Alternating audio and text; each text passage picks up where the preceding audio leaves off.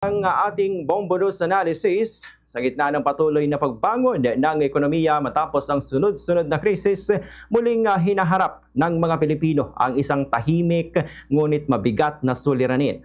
Ang unti-unting paghina ng halaga ng kanilang pera. Hindi man ito agad napapansin sa unang tingin, ramdam ito sa bawat pagpunta sa palengke, sa bawat bayad sa pamasahe, at sa bawat resibong tila mas mabilis nang humahaba kaysa sa dati.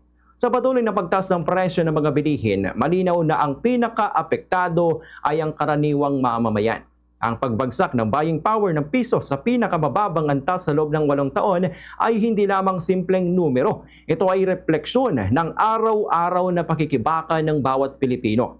Ayon sa Philippine Statistics Authority, ang dating halaga ng piso noong 2018 ay katumbas na ng 73 centavos ngayon. Sa madaling salita, ang perang dati sapat para sa ilang pangunahing pangangailangan natin ay kapos na sa kasalukuyan.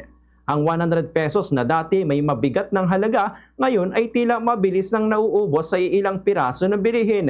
Hindi may kakaila na ang pangunahing dahilan nito ay ang patuloy na pagtaas ng inflation na sumirit na sa 7.2% nitong Abril mula sa 4.1% noong Marso. Ibig sabihin mas mabilis ang pagtaas ng presyo kumpara sa kakayahan ng mamamayan na kumita.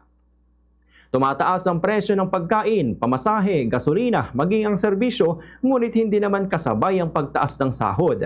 Sa ganitong sitwasyon, ang tanong, sapat ba ang mga hakbang ng pamahalaan upang maibsan ang epekto nito?